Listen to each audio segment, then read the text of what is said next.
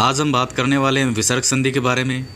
इससे पहले के वीडियोस में मैंने आपको स्वर संधि और व्यंजन संधि इन दोनों के बारे में बताया था और ये संधि का लास्ट वीडियो है। इसमें हम विसर्ग संधि के जो महत्वपूर्ण नियम हैं उन पर चर्चा करेंगे, तो ध्यान से देखिएगा। इसको 4-5 मेन नियम होते हैं, अगर वही हम ध्यान से याद कर लें तो हमें एग्ज़ाम में कोई प्रॉब्लम नहीं होती। देखिएगा, विसर्ग संधि क्या है कि विसर्ग के बाद स्वर या व्यंजन आने पर उनके मेल से जो विकार उत्पन्न होता है, विकार माने परिवर्तन, तो उसे विसर्ग संधि कहा जाता है। जैसे एग्जाम्पल के लिए देखिएगा, नी के आगे विसर्ग है, नी प्लस आहार क्या बन गया, ये निराहार। यानी विसर्ग है नी में और आहार ये एक स्वर है। उसके बाद देखिएगा मन प्लस हर, तो ये विसर्ग है और विसर्ग के आगे एक व्यंजन है। पहले में स्वर था और इसमें व्यंजन है, तो इसका बन गया मनोहर। अब हम बात करते हैं नियम नंबर 1 के बारे में। देखिए, यदि विसर्ग से पहले ए को छोड़ करके अन्य कोई स्वर आए, यानी देखिए ये विसर्ग है और इस विसर्ग से पहले ए को छोड़ करके अन्य कोई भी स्वर आए, इसमें देखिएगा ए नहीं है तो कौन सा स्वर है इसमें, ई है, यानी ए नहीं है। उसके आगे तथा विसर्ग के बाद किसी भी वर्ग का तीसरा चौथा पांचवा वर्ण आए। तीसरा चौथा पांचवा आप समझते हैं, जैसे क ख ग घ ढ है, तो इसमें तीसरा चौथा पांचवा वर्ण कौन सा हो जाएगा, ग घ ढ।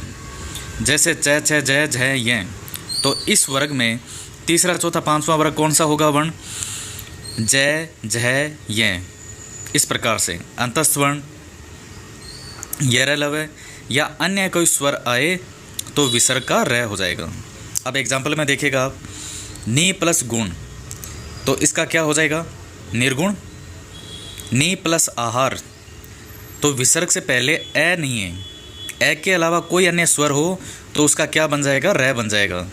तो निराहार, निराशा, नी प्लस अपराध, निरपराध, नी प्लस धन, निर्धन, दु प्लस अवस्था, तो इसमें देखिएगा इस विसर्ग से पहले क्या है, ए नहीं है, बाकी कोई भी स्वर हो और प्लस विसर्ग के बाद में कोई स्वर भी हो सकता है, और ऊपर हम पढ़ चुके हैं अंतस्थ वर्ण हो या तीसरा चौथा पांचवा वर्ण हो किसी भी वर्ग का, तो इसका क्या हो जाएगा, विसर्ग का र हो जाएगा।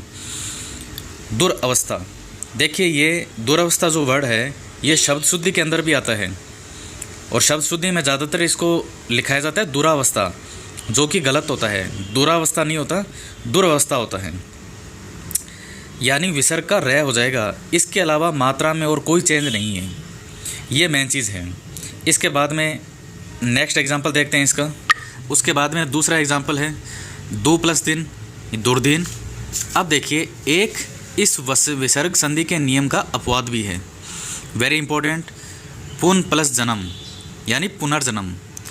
अब देखिए ये अपवाद क्यों है, क्योंकि मैं विसर्ग संधि का अभी जो आपको दूसरा नियम पढ़ाने वाला हूँ, उस नियम के अनुसार यदि विसर्ग से पहले ए हो तो उसका ए और विसर्ग इन दोनों का क्या हो जाएगा, ओ हो जाएगा।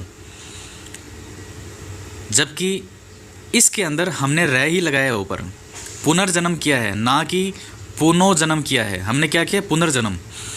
तो ये इस विसर्ग संधि के नियम का एक अपवाद है, ये आपको ध्यान में रखना है। यजु प्लस वेद, यजुर्वेद।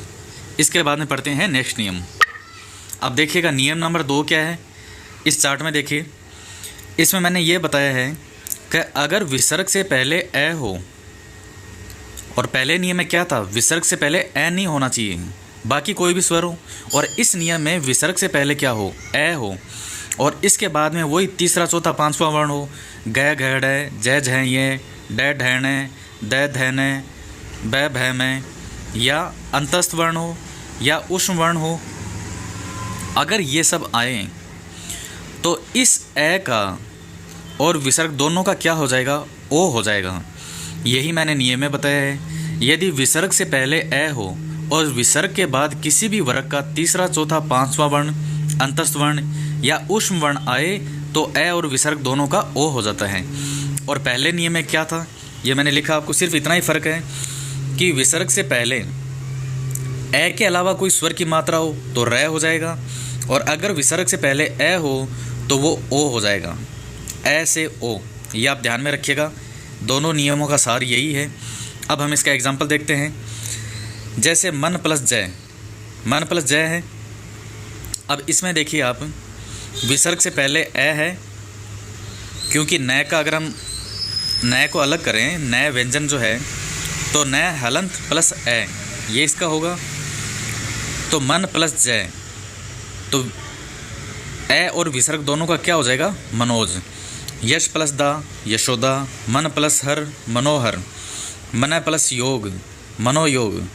रजय गुण, रजोगुण। देखिए विसर्ग जो होता है वो हमेशा है की ध्वनि देता है, जैसे यश है, मन है, तो इस प्रकार से इसमें रजय है, विसर्ग हमेशा है की ध्वनि देगा। ये थोड़ा सा ध्यान में रखें आप। इसके बाद हम पढ़ते हैं हम नेक्स्ट चीज़। नियम नंबर 3 क्या है कि अगर विसर्ग के बाद में च और छ हो तो श सलगम वाला बन जाएगा। विसर्ग के बाद में अगर ट और ठ हो तो श षटकोण वाला बन जाएगा, और अगर विसर्ग के बाद में त और थ हो तो स समानता वाला बन जाएगा। पहले एग्जाम्पल में देखते हैं। विसर्ग देखिए, निस प्लस च, नी विसर्ग है, विसर्ग के बाद में यहाँ क्या है? च। तो ये जो विसर्ग है ये किस में बदल जाएगा? श सलगम वाले में। निश्चय हो गया। इसमें देखिएगा विसर्ग के बाद में ट या ठ, ये विसर्ग है, विसर्ग के बाद में क्या है? ट है, तो ये विसर्ग किस में बदल जाएगा? श सलगम वाले में। सलगम वाले में नहीं, षटकोण वाले में। अगर विसर्ग के बाद में त और थ हो तो स समानता में बदलेगा। मरु प्लस थल, तो देखिएगा विसर्ग के बाद में त या थ में से एक वर्ड है, किस में बदल जाएगा? श, मरुस्थल में। इसी प्रकार से हरि प्लस चंद्र, हरिश्चंद्र। उसके बाद में हम बात करते हैं नियम नंबर 4 के बारे में। यदि विसर्ग के बाद में र वर्ण आए, ये विसर्ग है और विसर्ग के बाद में कौन सा वर्ण है? र है, तो विसर्ग से पहले लघु मात्रा को दीर्घ कर देंगे और विसर्ग का लोप हो जाएगा। कैसे? नी प्लस रज। इस एग्जाम्पल में देखिएगा विसर्ग के बाद में र है, ये र बिल्कुल र है, तो विसर्ग से पहले लघु मात्रा यानी नी छोटी है, इस नी को बड़ा कर देंगे और विसर्ग हटा देंगे। नी को बड़ा किया और विसर्ग हटा दिया, क्या बन गया? नीरज। नी प्लस रस, तो क्या हो गया? इसमें र है और छोटी ई की मात्रा है, बड़ी ई की मात्रा कर दिया और विसर्ग हटा दिया, नीरस। निरोग, निरोग देखिए शब्द शुद्धि में भी आता है। कई बार हम इसमें कंफ्यूज हो जाते हैं और छोटी नी को कर देते हैं, जबकि ऐसा नहीं है। निरोग में हमेशा नी बड़ा आता है, तो क्योंकि निरोग का मतलब होता है जो स्वस्थ रहना, आयु लंबी हो, आयु हमेशा बढ़े, तो बढ़े के लिए ज़्यादा हो, हमेशा लंबी हो, तो इसलिए हमें बड़ी ई की मात्रा लगानी है। ऐसा करके याद रखिएगा। नी प्लस रोग, तो विसर्ग हटा दिया और नी की मात्रा बड़ी कर दी, निरोग। तो ये विसर्ग संधि के महत्वपूर्ण नियम थे और इनके एग्जाम्पल के द्वारा मैंने आपको समझाने का प्रयास किया है। नेक्स्ट वीडियो में जब मैं सारी संधि के जो प्रैक्टिस सेट हैं वो मॉडल पेपर आपके सामने रखूँगा और डिटेल में हम इन पर बात करेंगे। देखिए अभी मेरे साथ साथ आप इनको जितना पढ़ सकते हैं पढ़िए इनको।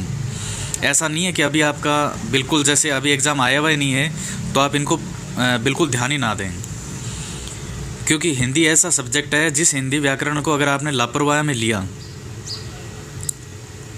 तो हिंदी नुकसान करवाने में 1 सेकंड का समय भी नहीं लगाती है। इसलिए ये नियम ऐसे हैं जिन पर आपकी पकड़ होनी बहुत ज़रूरी है और नियमितता सबसे बड़ी चीज़ है। अगर आपकी पढ़ाई में रेगुलरिटी बनी रहेगी और आप थोड़ा थोड़ा इन चीज़ों को पढ़ते रहेंगे तो कल को आप कहीं और भी पढ़ते हैं, किसी भी कोचिंग संस्थान में भी मान लीजिए आप कोचिंग करते हैं, तो भी अगर आपका पहले से कुछ पढ़ा हुआ है तो ही आपको बेनिफिट होगा, नहीं तो नहीं हो पाएगा। इनके नोट्स बनाइएगा, इनको फेयर कीजिए और मेरे साथ जितनी मेहनत कर सकते हैं अभी इस टाइम कीजिएगा। तो मिलते हैं नेक्स्ट वीडियो में एक नए टॉपिक के साथ। जय हिंद, जय भारत।